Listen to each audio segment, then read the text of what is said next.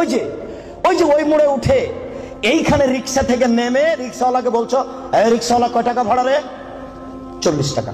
হ্যাঁ বেটা, 20 টাকা ভাড়া, 40 টাকা চাও। এক থাপ্পড় দিয়ে 20 টাকা দিয়ে বিদায় করে দিলে। এখন এই পাপ তওবা করে ক্ষমা হবে না, মরা পর্যন্ত কাঁদলেও হবে না।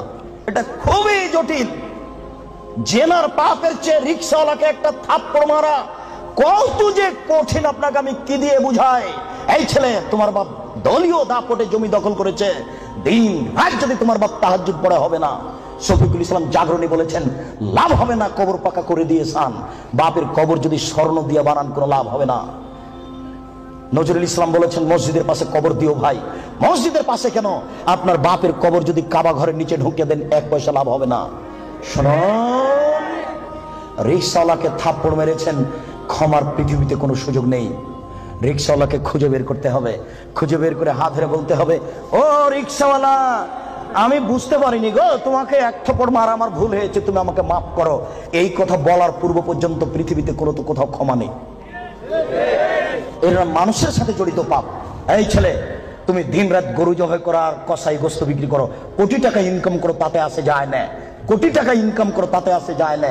প্রত্যেক দাঁড়িতে 50 করে গোস্ত কম দিয়েছ, এখন ক্ষমা নেও দেখি।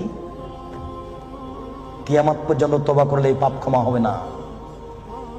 জেনা যত বড়ই পাপ হোক না কেন, গোস্ত ঠগিয়ে বিক্রি করার চেয়ে ছোট, গোস্ত ঠগিয়ে বিক্রি করার চেয়ে অনেক বেশি বড় পাপ। এই ছেলে, তুমি তো শহরে প্রতারণা দিয়ে ব্যবসা করছো, এটা দাম কত? 1500। তুমি জানো যে এর দাম 300। আচ্ছা 300, তুমি 500 চাও। চলন্ত বাজার যদি এর 2000 টাকা হয় তবু জায়েজ। তুমি জেনে শুনে বললে 1500 টাকা, তার মানে তুমি প্রতারণা দিয়েছ। একদিনে যদি কোটি টাকা ইনকাম হয় তবু তোমাকে একদিন ভিক্ষুক হতেই হবে। তুমি এইভাবে ব্যবস্থা কোনোদিন সফলতা অর্জন করতে পারবে না। শুনুন, ডবল দাম নেওয়া যায়, প্রমাণ 10 গুণ দাম নেওয়া যায় যদি চলন্ত বাজার সেটা হয়। প্রমাণ, আল্লাহ রাসূল বলেন, আনাস, এই যে 1 টাকা নাও, ছাগল কিনে নিয়ে আসো।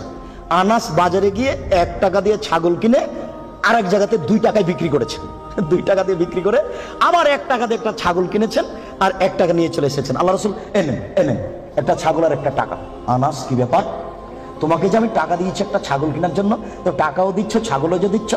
আল্লাহ রাসূল, আমি বাজারে একটা ছাগল কিনে ওকে 2 টাকায় বিক্রি করেছি, তারপরে 1 টাকা দিয়ে আরেকটা ছাগল কিনেছি আর 1 টাকা ফিরে নিয়ে এসেছি। আচ্ছা, বারাকাল্লাহু ফি তিজারাতিক, আল্লাহ তোমার ব্যবসাতে বরকত দান করুক। কি বুঝলেন?